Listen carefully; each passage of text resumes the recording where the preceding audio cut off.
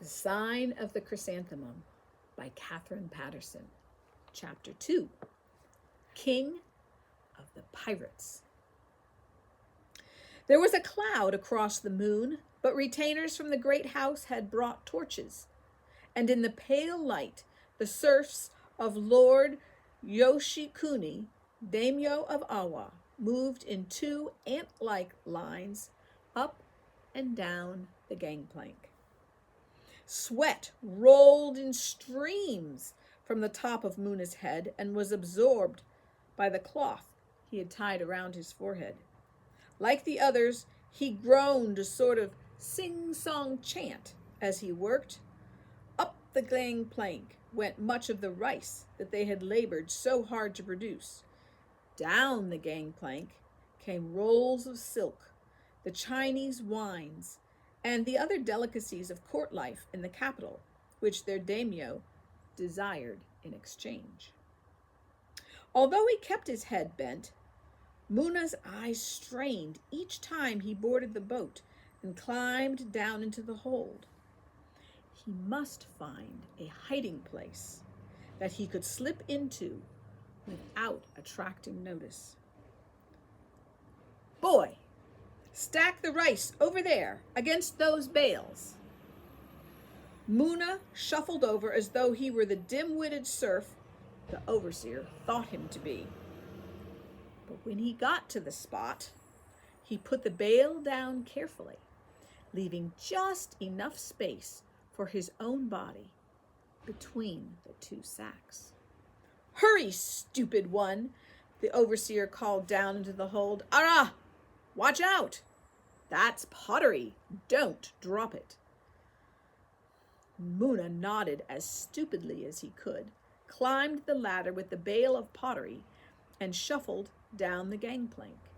He was delighted his plan was working so well. Surely the gods were with him this night. On each successive trip, Muna watched the shipboard overseer for his chance. At last, a sailor stopped to engage the man in agitated conversation. Muna quietly let down his load, quickly scrambled over the stack nearest the side of the hold, and slipped into his place between the rice bales. Crouching there, he heard the last of the loading completed and the overseer's curt dismissal of the serfs. He even thought, through the noise of the sailors preparing to set sail, that he could hear the voice of old Sato calling his name. Muna! Muna! Oh, how he hated his name! The daimyo had given it to him. The silly man had pretensions of being a Chinese scholar. And when Muna was born, he had thought it a huge joke to give a bastard serf a name which meant no name. But now the gangplank had been drawn in, and the boat was gently moving out from the dock into the inland sea.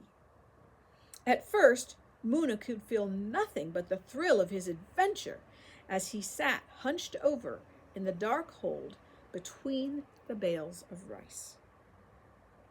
But as the small boat rocked out into the open sea and the heat in the hold became more intense, he began to feel something else in the pit of his belly. Hunger? He thought of the rice cakes, but he knew they would have to last him for a journey of several days. It would be foolish to eat so soon. Then he knew it was not hunger, but something much more dreadful. Once, when he was 7, he had eaten a piece of old fish. No, better not to think of his belly at all. He tried to conjure up the vision of his warrior father. He began with a long sword. To this, he attached a great suit of armor and a magnificent horned helmet. Under that armor, There, on the left shoulder, was the tiny chrysanthemum tattoo, the sign by which he would know that this noble samurai was indeed. Suddenly, the rude demands of his churning stomach overwhelmed every thought. He tried frantically to cling to the fading vision, to pray to the spirit of his mother, to sing a comic song Sato had once taught him. Useless. Oh, useless. He marveled to himself later that a boy who had put so little into his belly in an entire lifetime could be rid of so much in no time at all.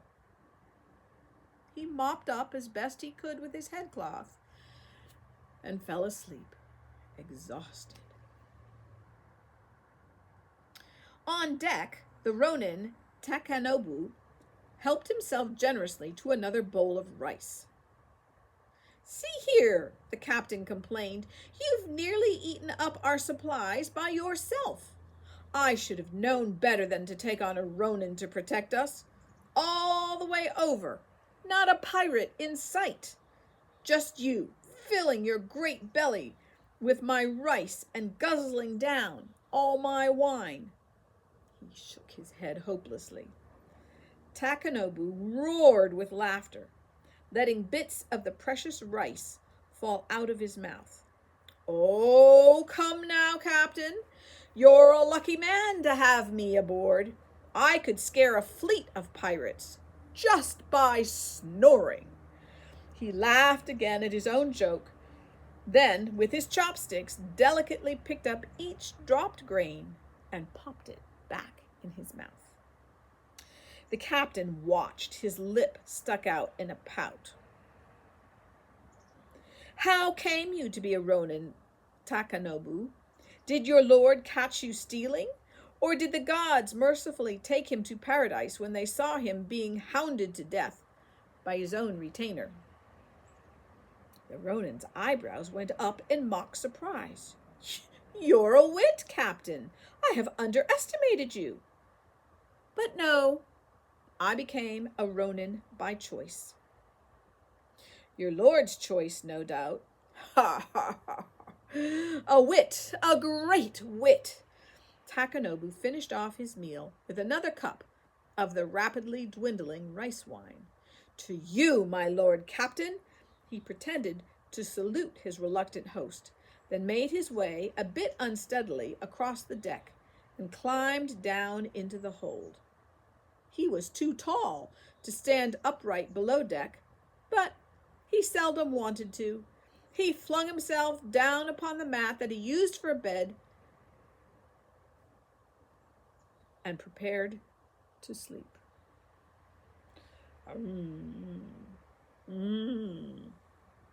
The renegade samurai sat bolt upright now, hand on sword.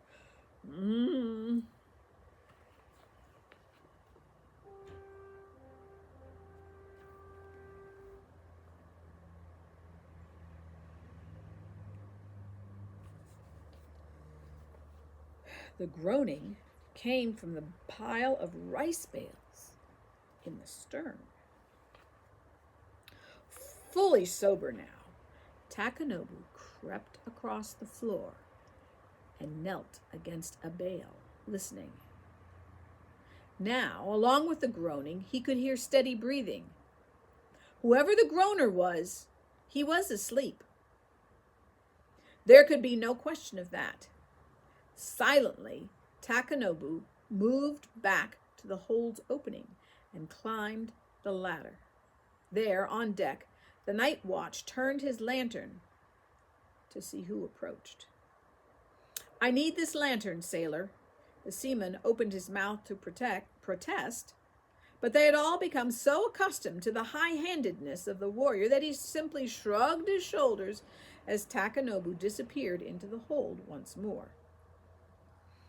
The bales were piled nearly to the low ceiling. Takanobu carefully pushed one aside so that he could spy on the mysterious groaner. It was a boy. From the looks of his clothes, one of the serfs who had loaded the boat. he had stowed away. Takanobu put his mouth to the crack. "Ahoy there!" he said in a hoarse whisper. The stowaway let out a stifled scream and sat up. The lantern light reflected in the boy's terror-stricken eyes. "I am the king of the pirates. All aboard this boat are now my slaves." Takanobu gave a hideous, low laugh.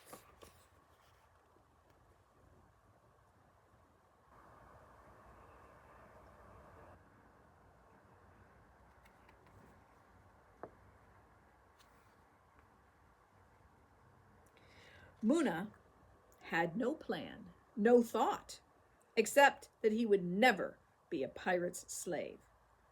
Not when his dream was so near to fulfillment. He put his head and shoulder against the stack of rice bales and shoved with all his might.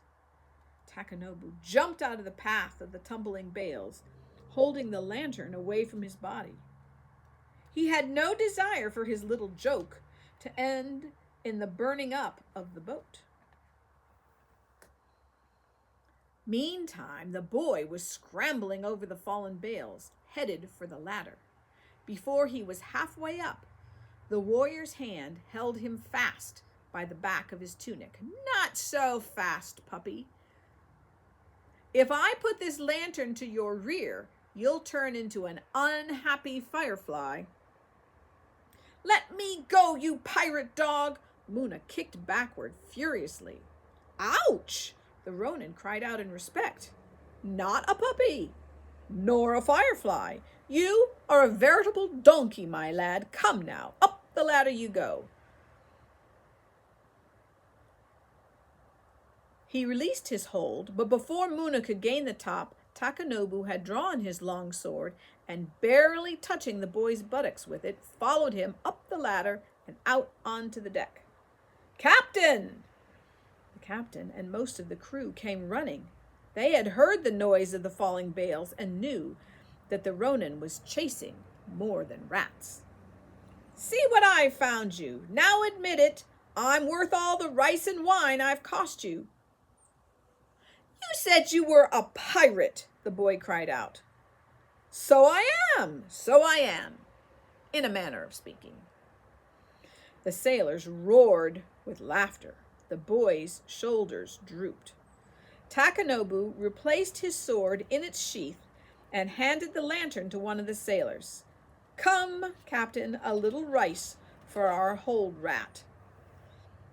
"Rice? We're turning around and taking the little scallywag back this instant. Rice?" The captain spat on the deck. "You are a pirate, Takanobu." "All right, turn around, Captain. You've a favorable wind. You'll lose at least a day, maybe more, and the season for typhoons is upon us. You'll be wooing the pirates, but turn around. You might lose face taking a stowaway to the capital." The captain made an angry noise in his throat. "You pirate! I'm holding you responsible for his fare." Of course. Takanobu waved his hand grandly. "And now, a bowl of rice, please, and a bit of dried fish." When they brought it, the boy found he could eat nothing, so Takanobu had to eat it for him. "To keep the captain from being upset," he explained.